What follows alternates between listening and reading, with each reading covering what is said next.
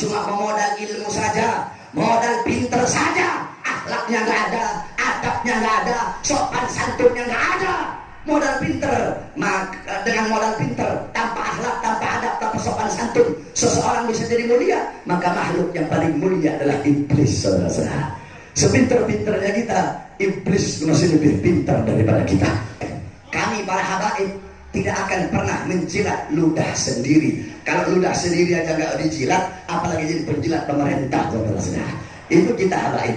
Ludah sendiri nggak mau kita jilat, apalagi menjadi penjilat pemerintah yang berdiri di depan pintu surga, yang menjadi anjing-anjing penguasa. Alladzi yaj'alu ilmahu tabi'an li ra'yil muluk, yang menjadikan ilmunya untuk mengikuti kemauan para penguasa. Assalamualaikum warahmatullahi wabarakatuh. Bismillah, salatu wassalamu ala Rasulillah Muhammad ibn Abdullah wa ala alihi wa sahbihi man walah, wa ba'd. Yang saya cintai, yang saya muliakan, guru saya, guru kita bersemua yang mulia Al-Habib Muhammad ibn Ali Al-Hamid. Mudah-mudahan Allah panjangkan umur beliau, Allah sehatkan jasmani dan rohani beliau, Allah subhanahu wa ta'ala mudahkan langkahan kaki beliau di dalam berdakwah, membimbing dan memberikan ilmu yang bermanfaat kepada kita semua. Yang saya cintai, yang saya muliakan, guru saya Al-Habib Al-Ustaz Muhammad Ibn Idrus Al-Haddad. Yang saya cintai, yang saya muliakan, guru saya Al-Habib Ahmad Ibn Saleh Al-Attas, Al-Habib Hashim Al-Hamid, Al-Habib Bagir bin Hud, Al-Habib Hud bin Bagir Al-Attas, beserta segenap para habaib yang lain, beserta segenap hadirin hadirat majlis maulid yang dimuliakan oleh Allah subhanahu wa ta'ala. Saudara-saudara sekalian yang dimuliakan oleh Allah, bagi kami banyak sekali hari-hari yang mulia dalam Islam, tetapi bagi kami hari yang paling mulia adalah hari kelahiran baginda Nabi besar Muhammad. Banyak sekali malam-malam yang mulia dalam Islam, tetapi bagi kami malam yang paling mulia adalah malam kelahiran baginda Nabi besar Muhammad. Hal itu dijelaskan oleh Al-Imam Asy-Syarwani di dalam kitabnya Khawashi Syarwani ala Tuhfatul Muhtaj, yang dimana kitab tersebut adalah khasyah daripada kitab Tuhfatul Muhtaj Al-Imam Ibnu Hajar Al-Haytami. Kitab Tuhfatul Muhtaj adalah syarah daripada kitab Minhajul Talibin Al-Imam An-Nawawi. Dalam kitab tersebut dijelaskan, inna afdalal layali huwa lailatul maulidis syarif, thumma lailatul qadar, thumma lailatul jum'ah. Sesungguhnya malam yang paling utama, malam yang paling mulia, malam yang paling agung adalah malam kelahiran baginda Nabi besar Muhammad.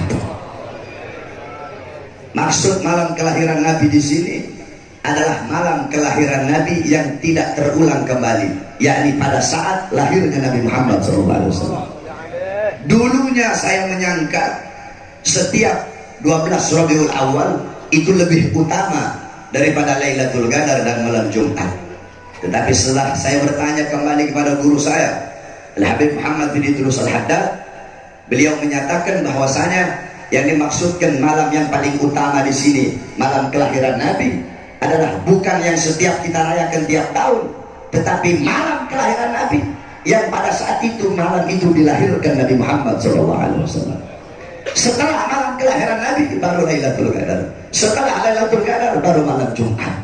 Pertanyaannya, kenapa malam Maulid lebih utama daripada Lailatul Qadar, lebih mulia daripada Lailatul Qadar, lebih unggul daripada Lailatul Qadar? Padahal Lailatul Qadar adalah malam turunnya malaikat, malam turunnya rahmat, malam yang lebih utama dari 1000 bulan, malam diturunkannya Al-Quran. Tapi kenapa malam Maulid lebih utama dan lebih mulia daripada Lailatul Qadar? Al-Imam Al-Qastalani radhiyallahu anhu dalam kitab Al-Mawahib Al-Laduniyah, beliau menjawab malam Maulid lebih utama daripada Lailatul Qadar karena 3 perkara. Yang pertama, Lailatul Qadar adalah malam turunnya malaikat ke muka bumi, sedangkan malam Maulid adalah malam lahirnya Nabi Muhammad ke muka bumi. Adanya Nabi ke muka bumi, di muka bumi sudah tentu lebih utama daripada turunnya malaikat ke muka bumi. Yang kedua, Lailatul Qadar itu adalah anugerah Allah untuk Nabi Muhammad. Sedangkan malam Maulid adalah malam lahirnya seseorang yang diberikan anugerah tersebut. Berarti kalau bukan karena lahirnya Nabi, tidak akan ada yang namanya Lailatul Qadar. Bahkan hari lahirnya Nabi itulah yang membuka hari-hari yang mulia dalam Islam. Kalau bukan karena Maulid Nabi, kelahiran Nabi, tidak akan ada Idul Fitri, Idul Adha, Hijrah, Fathul Makkah. Tidak akan ada Lailatul Qadar, kemenangan perang Badar. Tidak akan ada Isra Mi'raj. Tidak akan ada perintah salat. Tidak akan ada Islam, iman, ihsan, Al-Quran, ilmu, ulama, amal, wara, khauf, khasyah, syuhud, qanaah, ibadah. Tidak akan ada itu semua kalau bukan diawali daripada hari kelahiran baginda Nabi besar Muhammad. Oleh karenanya Imam Busiri rahimahullah di dalam Qasidah Muhammadiyahnya beliau berkata, Muhammadan syukruhu fardun alal umami. Muhammad bersyukur dengan adanya beliau, bersyukur dengan lahirnya beliau. Wajib bagi setiap umat untuk bersyukur dengan adanya baginda Nabi besar Muhammad. Saudara-saudara, Abu yang Maliki menjelaskan, jangankan bersyukur dengan adanya Nabi, kita disunahkan berpuasa pada hari Asyura 10 Muharram. Kenapa? Nabi pernah bertanya kepada orang-orang Yahudi Madinah akan puasa mereka pada tanggal 10 Muharram. Orang-orang Yahudi menjawab, kami berpuasa pada tanggal 10 Muharram untuk bersyukur atas selamatnya Musa dari kejaran Fir'aun. Apa kata Rasulullah? Nahnu ahaqqu bi Musa minkum. Kami lebih berhak atas Musa daripada kalian. Nabi pun memerintahkan para sahabat untuk berpuasa pada tanggal 10 Muharram. Tetapi agar tidak bertasyabbuh, agar tidak menyerupai orang-orang Yahudi, kata Nabi, kalau aku hidup sampai tahun depan, aku akan berpuasa pada hari Tasubah atau hari ke-9-nya. Nah, bersyukur kepada Allah atas selamatnya Nabi Musa dari kejaran Fir'aun menjadi ibadah sunnah. Maka bagaimana kita bersyukur kepada Allah atas selamatnya seluruh alam semesta berkat adanya baginda Nabi besar Muhammad. Laulahu qala Imam Busiri fil Burdah, laulahu lam tukhrajid dunya minal adami. Kalau bukan karena Nabi, kalau bukan karena Rasulullah, dunia tidak akan pernah dikeluarkan dari ketiadaannya. Maksudnya apa? Dunia tidak akan pernah ada kalau bukan karena Nabi Muhammad. Dunia alam semesta terselamatkan berkat adanya Nabi. Nabi Adam terselamatkan, laula Muhammad ma khalaqtuka ya Adam. Kalau bukan karena Muhammad, tidak akan aku ciptakan engkau wahai Adam. Nabi Allah Adam terselamatkan berkat Nabi Muhammad. Nabi Allah Nuh, Allah selamatkan dari banjir. Kenapa? Karena dalam tulang sulbinya membawa nur baginda Nabi besar Muhammad. Nabi Allah Ibrahim, Allah selamatkan dari api Namrud. Kenapa? Karena dalam tulang sulbinya membawa nur baginda Nabi besar Muhammad. Nabi Allah Ismail, Allah selamatkan ketika akan disembelih, Allah ganti dengan seekor domba yang berasal dari langit. Kenapa? Karena dalam tulang sulbinya membawa nur baginda Nabi besar Muhammad SAW. Para nabi, para rasul, seluruhnya terselamatkan berkat adanya Nabi. Maka bagaimana cara kita bersyukur kepada Allah? Kalau bersyukur dengan selamatnya Nabi Musa dari kejaran Fir'aun saja menjadi ibadah sunnah, maka bagaimana bersyukur kepada Allah atas selamatnya seluruh alam semesta, seluruh alam jagat raya berkat adanya baginda Nabi besar Muhammad. Yang ketiga, kata Imam Al-Kastalani, malam Lailatul Qadar itu adalah rahmat Allah bagi umat Islam saja, bagi umat Nabi Muhammad saja, bukan bagi umat-umat yang lain. Sedangkan kelahirannya Nabi, adanya Nabi, itu adalah rahmat Allah, bukan hanya untuk umat Nabi saja, bukan hanya untuk umat Islam saja, tetapi untuk seluruh umat, untuk seluruh manusia, untuk seluruh makhluk, untuk seluruh alam jagat raya, untuk seluruh alam semesta. Saudara-saudara, sebagaimana dijelaskan oleh Allah dalam Al-Quran, wa ma arsalnaka illa rahmatan lil alamin. Tidak aku utus engkau wahai Muhammad kecuali engkau adalah rahmat bagi seluruh alam semesta. Kita duduk pada malam hari yang mulia ini, memuliakan Nabi, mengagungkan Nabi, memuji Nabi, bersalawat kepada Nabi. Demi Allah, Nabi tidak butuh kalian memuliakannya, Nabi tidak butuh kalian mengagungkannya, Nabi tidak butuh kalian memujinya, Nabi tidak butuh kalian bersalawat kepadanya, Nabi tidak butuh kalian memuliakan hari kelahirannya. Tapi kalian yang butuh memuliakan Nabi, kalian yang butuh memuji Nabi, kalian yang butuh mengagungkan Nabi, kalian yang butuh bersalawat kepada Nabi, kalian yang butuh memuliakan dan mengagungkan hari kelahiran baginda Nabi besar Muhammad. Kalian memuliakan Nabi, mengagungkan Nabi, memuji Nabi, itu tidak akan menambahkan kemuliaan Nabi. Kalian tidak memuliakan, tidak mengagungkan, tidak memuji, tidak bersalawat, itu juga tidak akan mengurangi kemuliaan Nabi. Siapa kita, siapa Nabi?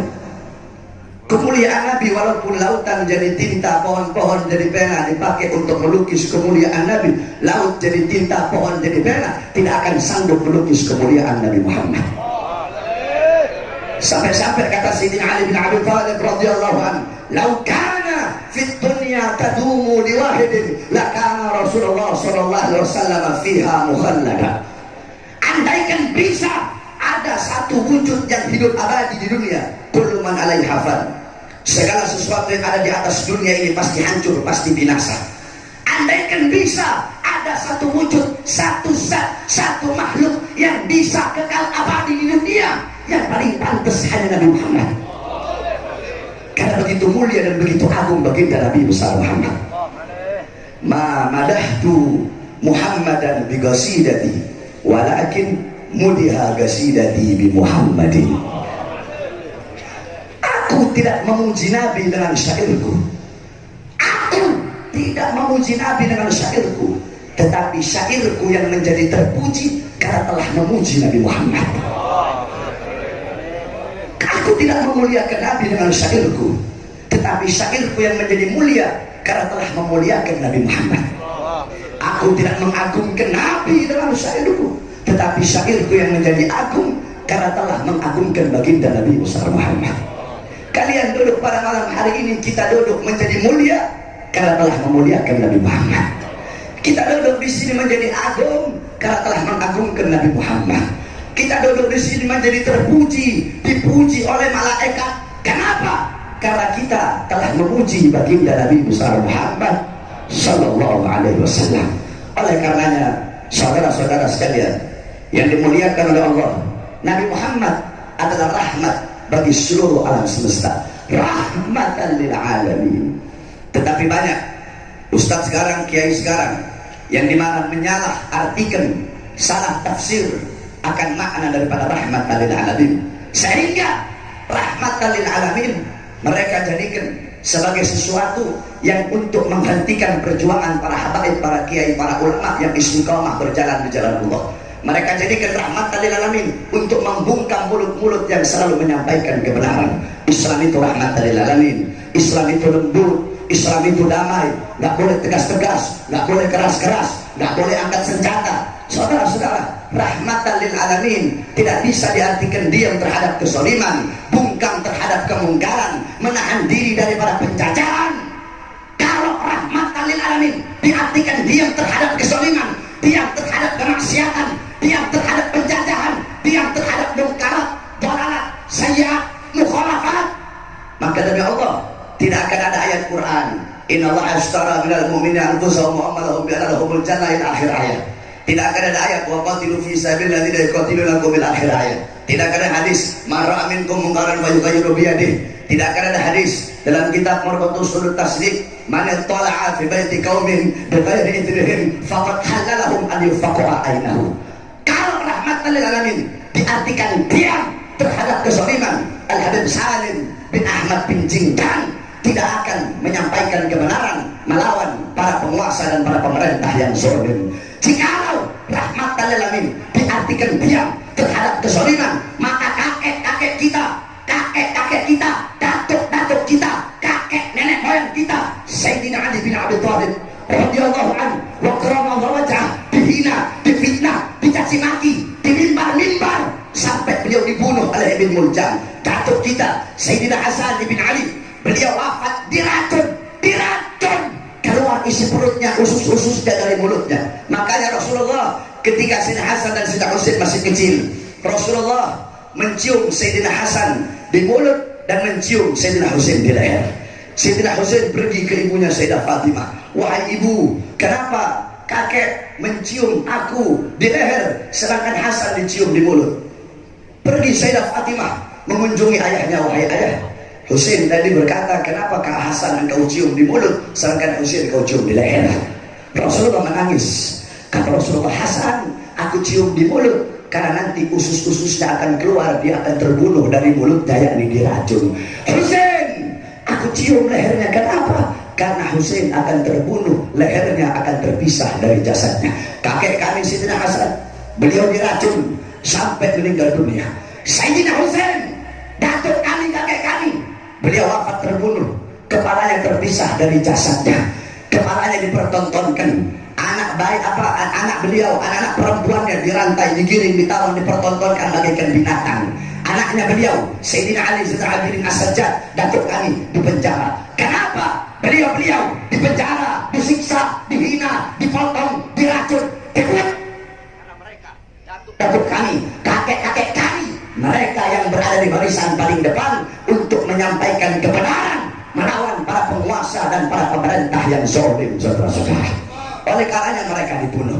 Maka rahmatan lil alamin tidak bisa diartikan diam terhadap kezaliman. Faqih Muqaddam Muhammad bin Ali Ba'alawi mematahkan pedang. Ya betul, Faqih Muqaddam mematahkan pedang, tapi kamu bawa lanjutannya. Jangan cuma dipotong. Faqih Muqaddam mematahkan pedang. Apa alasan beliau mematahkan pedang? Lidaf'il harb bainal qabail, untuk mencegah peperangan antara kabilah, bukan untuk mendiamkan kezaliman, bukan untuk mendiamkan kemungkaran. Kalau kita mau bilang lebih keras, enjit-enjitnya kita orang lebih keras dari kita, saudara-saudara. Kita habaib, kakek-kakeknya kita orang lebih tegas, lebih keras dari kita. Kita nggak ada apa-apanya sama enjit-enjitnya kita dulu. Keberanian kita tidak sama dengan keberanian enjit-enjitnya kita dulu. Oleh karenanya hadirin sekalian yang dimuliakan oleh Allah Subhanahu wa Ta'ala, ikuti jalan datuk-datuknya kita. Jangan kita melenceng dari jalan datuk-datuknya kita. Saudara-saudara, banyak sekali para ustadz, para kiai, para habaib yang dimana mereka di panggung-panggung ceramah menjelaskan adab, menjelaskan akhlak. Jangan cuma menjelaskan akhlak Nabi, adab Nabi, tapi jelaskan juga bagaimana perjuangan Nabi, bagaimana keberanian Nabi, amar ma'ruf Nabi, nahi mungkar Nabi. Sebaliknya, habaib-habaib kiai ustadz yang tegas, jangan cuma Nabi perang, Nabi amar ma'ruf, Nabi nahi mungkar, jangan. Tapi jelaskan juga bagaimana ilmunya Nabi, akhlaknya Nabi, adabnya Nabi, sopan santunnya Nabi. Bagaimana Nabi bilang, man ada dimian faqad adani. Jadi jangan yang lembut, tidak boleh menghilangkan ketegasan Nabi. Yang tegas tidak boleh menghilangkan kelembutan baginda Nabi Muhammad Sallallahu Alaihi Wasallam. Ini adalah jalan yang diajarkan oleh datuk-datuk kita, yang dimana kita tidak boleh menyimpang dari jalan datuk-datuk kita. Alawi, alladzi lam yasluq tariqa abahi ma huwa alawi. Sayyid, Habib, Syarif yang melenceng dari jalan datuk-datuknya, melenceng dari jalan leluhurnya, dia bukan Sayyid, dia bukan Habib, dia bukan Syarif. Saudara-saudara sekalian, kita orang banyak di kita Habib-Habib sekarang, anak cucunya wali, jadi minal awliya, jadi minal solihin. Iya, jadat minal solihin. Ente siapa? Jadat minal solihin, ajdadukum minal solihin, wa antum minal fasikin wal fajirin wal munafikin wal mudabdabin wal kadibin. Ajdaduna minal solihin wa nahnu minal fasikin minal mudhnibin, minal mujrimin. Ajdaduna minal ulama, na'am, ajdaduna minal ulama wa nahnu minal juhala wa natafakhir bi ajdadina. Enjit-enjit kita ulama, kita bodoh, terus kita mau membanggakan kita punya enjit-enjit. Saudara-saudara sekalian yang dimuliakan oleh Allah Subhanahu wa Ta'ala, oleh karena jangan melenceng dari jalan para salafun saleh, jalan para ulama, jalan para habaib, jalan para salafun saleh, yang sebagaimana jalan tersebut telah dibawa dari generasi ke generasi ke generasi, yang biasa kita sebut dengan thariqah Ba'alawi, madhab Syafi'i, akidah Asy'ari, zahir Ghazali, batin Syadili. Ini adalah jalan kami, ini adalah thariqah kami. Oleh karenanya kepada seluruh hadirin hadirat yang hadir pada malam hari yang mulia ini, pulang dari ini majelis, bawa ilmu Nabi, bawa amal Nabi, bawa adabnya Nabi Muhammad. Bagaimana adabnya Nabi? Qala Imam Ali bin Abi Thalib, ta'addabtu bi'adabin Nabi, ta'addabtu bi'adabin Nabi, bukan ta'allamtu bi'ilmin Nabi, bukan. Ta'addabtu bi'adabin Nabi, yakni bil haqiqah al-adab fawqa al-ilm, al-adab qabla al-ilm. Adab itu di atas ilmu, adab itu sebelum ilmu. Lau kana fil ilm min dunil khuluq syarafun lakana asyrafu khalqillahi iblis. Kalau cuma memodal ilmu saja, modal pinter saja, akhlaknya nggak ada, adabnya nggak ada, sopan santunnya nggak ada. Modal pinter, dengan modal pinter, tanpa akhlak, tanpa adab, tanpa sopan santun, seseorang bisa jadi mulia. Maka makhluk yang paling mulia adalah iblis, saudara-saudara. Sepinter-pinternya kita, iblis masih lebih pintar daripada kita. Oleh karenanya, pulang dari ini majelis bawa ilmu Nabi. Kata Sayyidina Ali, ta'addabtu bi'adabin Nabi. Bagaimana akhlak Sayyidina Ali? Dibunuh oleh Ibn Muljam, dibunuh, ditikam pakai pisau khanzar, ditikam. Apa kata beliau? Apakah beliau bilang, tikam balik, bunuh Ibn Muljam, bunuh semua anak cucunya, turunannya? Apakah seperti itu jawaban beliau? Tidak. Bagaimana akhlak datuk kita sedang Abu Thalib? Beliau ditusuk sebelum wafat, berwasiat. Apa wasiat beliau? Ibn Muljam dalam keadaan haus, kasih dia minum. Ibn Muljam dalam keadaan lapar, kasih dia makanan yang sama seperti makanan yang kalian berikan kepadaku. Kasih dia perlindungan sebagaimana perlindungan yang kalian berikan kepadaku. Akhlak siapa itu? Itu akhlak kakek kita, Imam Ali bin Abi Thalib. Ta'addabtu bi'adabin Nabi. Bagaimana adabnya Rasulullah? Adabani Rabbi fa ahsana ta'dibi. Allah yang mendidikku, Allah yang mengajariku, sehingga sebaik-baiknya akhlak, adab, budi pekerti, pendidikan adalah adab, budi pekerti dan pendidikanku. Oleh karenanya hadirin sekalian yang dimuliakan oleh Allah Subhanahu wa taala, pesan saya yang terakhir kepada hadirin yang hadir di sini semua, saya mengharapkan doa dari saudara-saudara semua yang hadir agar Allah Subhanahu wa taala memberikan kemudahan atas urusan-urusan kami, yang dimana sebagaimana telah kalian semua ketahui bahwa saya beberapa hari yang lalu saya dilaporkan oleh pendukung Jokowi. Mereka laporkan saya ke Mabes Polri, mereka laporkan saya ke Polda Metro Jaya dengan tuduhan saya telah menghina Jokowi dengan sebutan Presiden Banci. Saya telah menghina Jokowi dengan mengatakan dia pengkhianat bangsa. Saya telah mengatakan dia bahwasanya dalam ceramah yang dilaporkan oleh si Mu'annas Aidit Al-Aidit itu, Mu'annas Al-Aidit sepupunya Umar Aidit. Mana Umar? Mana Umar Keranji? Jenderal aja dibunuh sama Umar Aidit. Mana Umar? Sembunyi di belakang. Mana? Sembunyi. Nah, saudara-saudara, si Mu'annas Al-Aidit melaporkan saya 3. Pertama, saya mengatakan Jokowi banci. Kedua, pengkhianat bangsa. Biar saya jelaskan biar kamu tahu. Yang ketiga, saya mengatakan Jokowi memberikan janji palsu kepada rakyat. Karena apa? Sebelum jadi berjanji memakmurkan rakyat, mensejahterakan rakyat, tetapi setelah jadi yang makmur bukan rakyat, yang makmur bukan yang sejahtera bukan rakyat, yang makmur asing, yang makmur asing, yang makmur perusahaan-perusahaan asing, perusahaan barat. Rakyat Indonesia, masyarakat Indonesia susah, kelaparan, mereka hidup susah, miskin, kelaparan, kehausan, mereka menderita. Berapa banyak di luar sana pengangguran dari para pemuda-pemudi Indonesia, tetapi tenaga kerjanya impor dari asing. Nah, saudara-saudara sekalian yang dimuliakan oleh Allah, saya ingin sampaikan kepada kamu, sebab banyak orang berkata, ini Bahar bin Sumit kok vulgar, kok bisa ngomong Jokowi itu banci. Makanya kalau lihat video itu jangan diputus-putus, jangan dipotong-potong. Itu ceramah saya di Palembang waktu ikhtitam acara Arba'in. Itu ceramah saya ada 1 jam. 1 jam ceramah saya, cuma 2 menit saya bahas masalah itu. Nah, sisanya 48 menit itu saya bahas as-salafun as-salih. Qala Abdullah bin Abdul Haddad, qala Ali bin Muhammad Habsyi, qala Abdullah bin Said bin Tahir, qala Habib Muhammad bin Al-Aidid, qala Habib Ahmad bin Umar bin Smith, qala Habib Ahmad bin Zaid Habsyi, qala Habib Idrus bin Umar Habsyi, qala Rasul, qala Abu Bakar Siddiq, qala Umar bin Khattab, qala Uthman bin Affan, qala Ali bin Abi Thalib, qala fulan, kata. Tapi yang ditaruh cuma itu, Jokowi banci, Jokowi pengkhianat bangsa.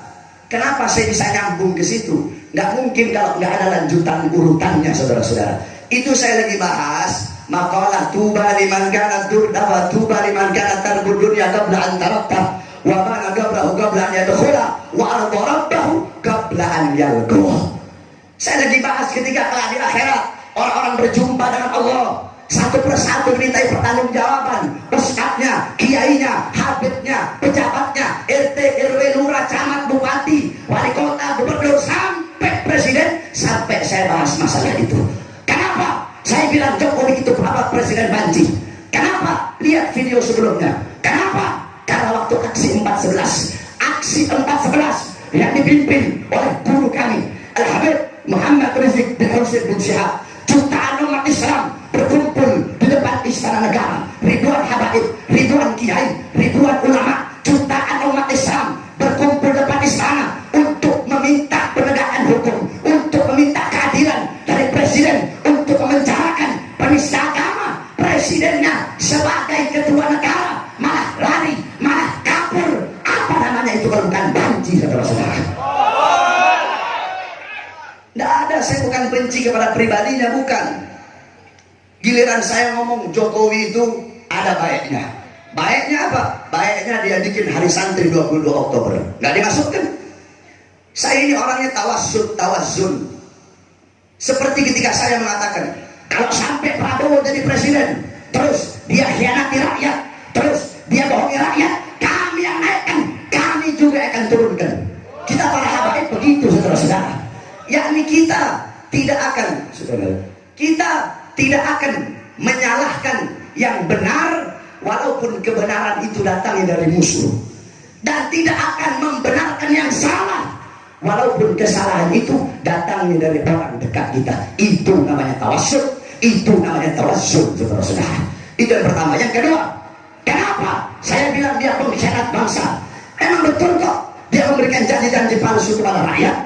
Berapa banyak rakyat yang menderita, rakyat yang susah, rakyat yang kelaparan.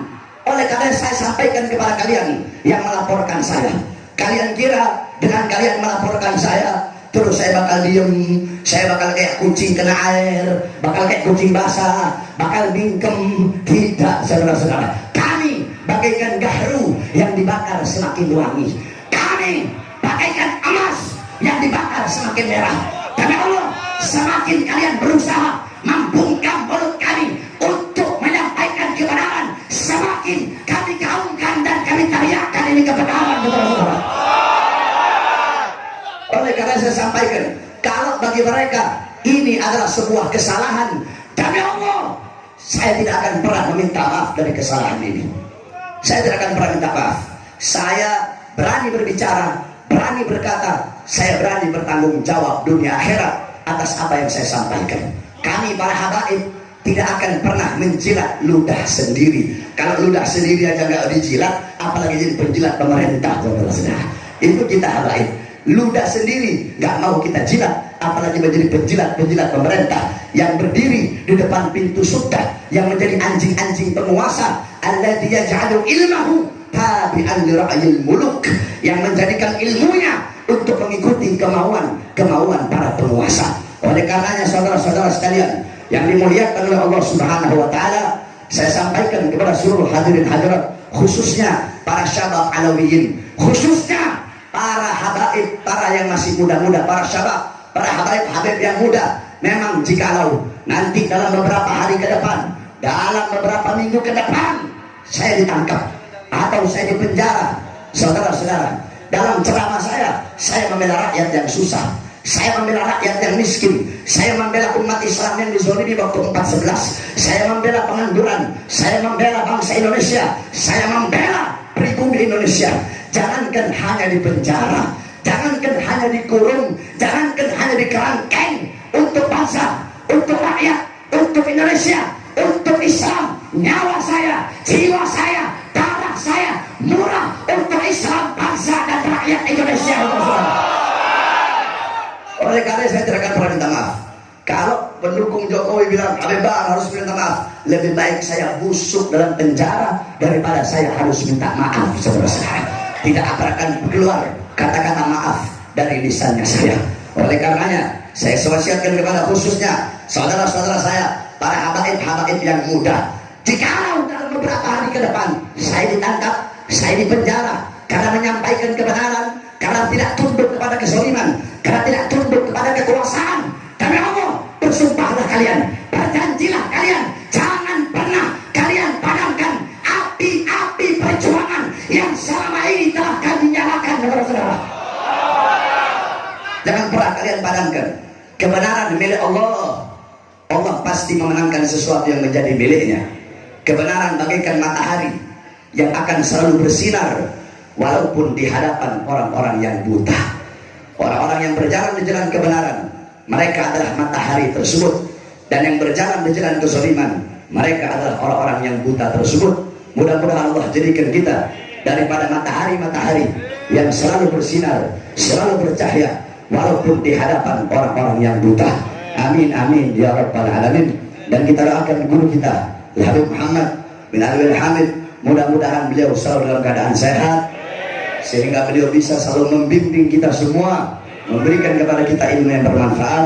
Amin amin ya rabbal alamin. Kepada guru saya juga Habib Muhammad bin Idrus Al-Haddad, Habib Ahmad bin Shalih Al-Aqwas, beliau-beliau semua yang hadir, para sesepuh, mudah-mudahan Allah panjangkan umur beliau, para habaib, para dzurriyyah Nabi Muhammad sallallahu alaihi wasallam.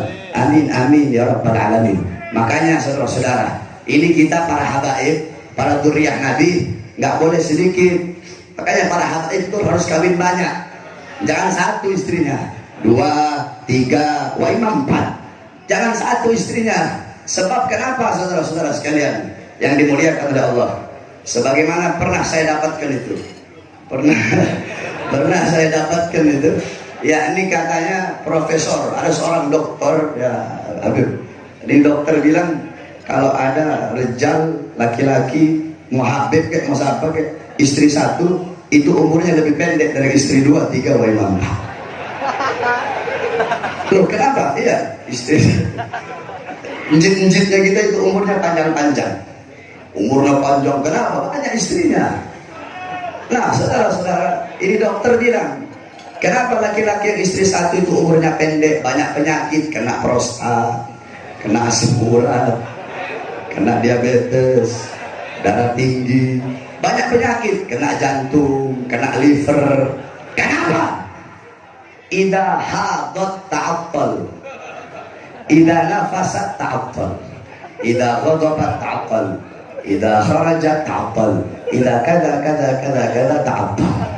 Istrinya haid dia telah libur, istrinya nifas dia libur, istrinya marah dia libur, istrinya pulang dia libur, sehingga airnya mengering jadi batu akik. Itu yang bikin penyakit, bikin prostat. Rahmatullah. Oh, rahmatullah. Itu yang bikin penyakit prostat, asam urat, kencing batu, gara-gara itu. Jadi habaib harus banyak istrinya, biar semakin banyak habaib.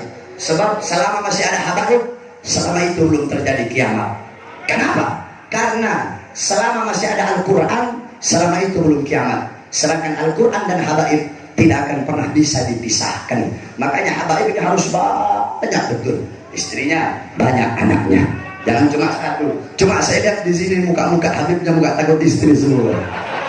Kelihatan mazlum. Muka-muka terzalimi semua. Muka-muka dizalimi semua. Ada habib mazlum. Kalau kata Habib Ahmad, ada habib punya istri syarifah galak, pulang ke rumah ditanya, dari mana? Dari Condet. Ngapain? Maulid Jalhawi. Ada siapa aja? Ada Habib Ismail, ada Habib Bud, ada Habib Yusuf Ahmad. Makan apa? Makannya kebuli. Warna apa? Hijau tua. Warna kebuli segala pakai dukanya. Tetapi suami-suami yang seperti itu beruntung. Kenapa? Di akhirat nggak bakal diazab oleh Allah. Kenapa? Udah diazab sama istrinya di dunia. Di akhirat nggak bakal diazab. Ya, jadi habaib harus banyakin anak. Kenapa banyakin anak? Biar setan makin lari, biar setan kabur. Saya dapat cerita dari Habib Ahmad bin Shalih Al-Aqwas.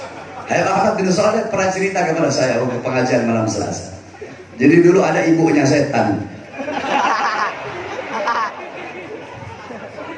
Ini ibu setan sama anak setan. Ini ibu bilang sama anaknya, nak, itu jangan main-main kecondet ya. Kalau ini main kecondet bisa sesat. Kata ibu setan, ini setan ini. Itu jangan main sama anak Arab, jangan main sama apa itu, bisa rusak. Iya nak, kata setan. Bandel ini setan, dia pergi main kecondet. Jam 9 malam dia balik ke rumahnya di setan, udah pakai imamah, pakai jubah, pakai rida, bawa siwak, bawa pulpen, bawa notes. Kata ibunya, tuh kan sesat kan. Udah dibilangin jangan main sama anak Arab, jangan main sama habaib, rusak, sesat. Makanya habaib harus banyak biar setan itu makin lari. Cuma setan-setan sekarang ini ada yang setannya pakai sorban, setannya pakai rida, itu banyak. Oleh karena mudah-mudahan Allah tidak keluarkan kita dari ini majelis kecuali Allah ampuni dosa-dosa kita semua. Amin amin ya rabbal alamin. Saya berani berdiri di sini karena perintah daripada guru kita semua, yakni Al-Habib Muhammad bin Abdul Hamid. Sebagaimana kita ketahui dalam kaedahnya Abdurrahman bin Auf, imtithalul amr khairun minal adab. Yakni menjalankan perintah itu lebih baik daripada akhlak, itu lebih baik daripada adab. Oleh karenanya saya wasiatkan kepada seluruh murid-muridnya Habib, guru kita, semua murid-murid yang taklim di sini. Di dalam kitab Sayyidul Afkar kalau nggak salah, di kitab Sayyidul Afkar dijelaskan, Gum lil muallimi wa fihi tabjila kada al muallimu an yakuna rasulah. Berdirilah, sambut gurumu, berikan penghormatan, ta'zim yang luar biasa kepadanya, karena hampir-hampir seorang guru itu menjadi seorang rasul. Al-Imam Al-Iskandar, beliau lebih ta'zim, lebih hormat kepada gurunya daripada kepada orang tuanya. Ditanya, wasu'ilal imam, ditanya imam, kok bisa kamu lebih memuliakan guru? Apa jawab beliau? Lianna abi sababul hayatil faniyati wa ustadi wa syaikhi wa murabbir ruhi wa muaddibi wa mudarrisi wa muallimi sababul hayatil baqiyati.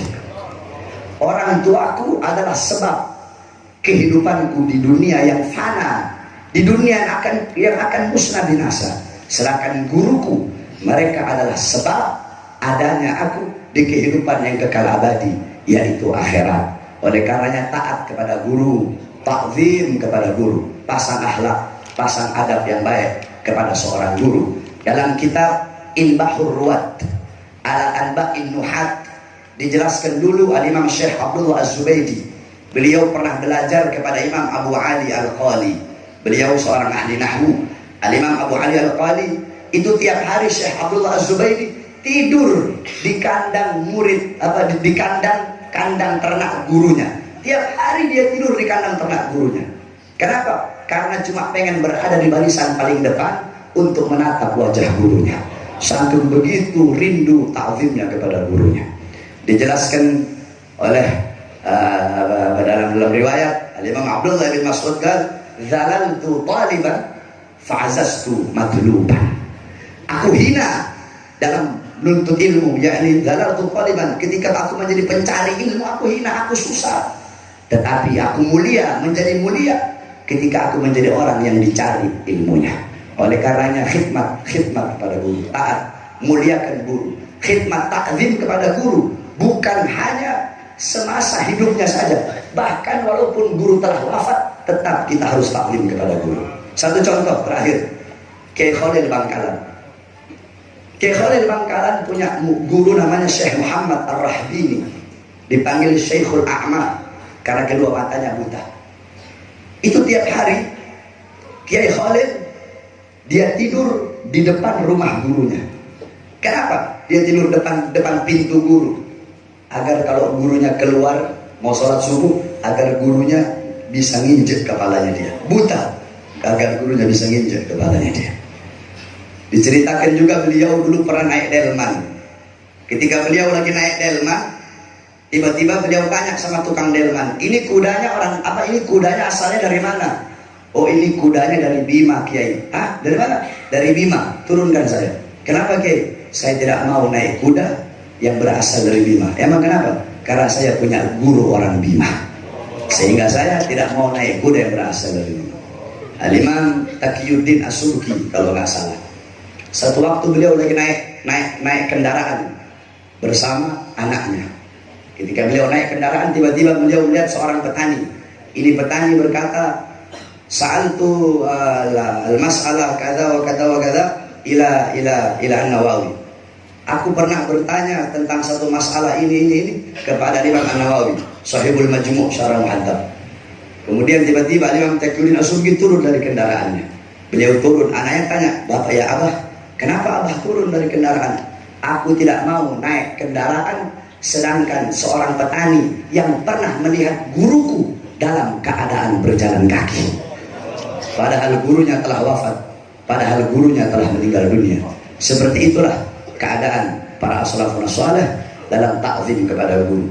Makanya saya sampai detik ini, kalau saya pergi acara di Jawa Timur, wajib bagi saya untuk berziarah ke makam guru saya, Al-Habib Hasan Baharun. Wajib, saya wajibkan. Bahkan saya lebih wajibkan daripada ceramahnya saya. Yakni ta'zim kepada guru, bukan hanya semasa hidup, bahkan ketika mereka wafat. Bahkan kita harus lebih ta'zim lagi. Kenapa? Karena ketika guru wafat, manfaat yang kita dapatkan dari mereka lebih banyak daripada mereka masih hidup, saudara sekalian. Sebab kenapa? Ketika mereka masih hidup, dibebankan dengan perkara-perkara agama. Kalau mereka sudah mati, gak ada beban lagi. Sehingga mereka lebih banyak memberikan manfaat kepada kita setelah wafatnya daripada semasa hidupnya. Maka mudah-mudahan kita akan guru kita panjang umur, sehingga selalu mendapatkan manfaat dari beliau. Kita bisa berakhlak, beradab yang bagus kepada beliau. Amin amin ya rabbal alamin. Ini saja dapat saya sampaikan. Wal afu minkum. Wassalamualaikum warahmatullahi wabarakatuh.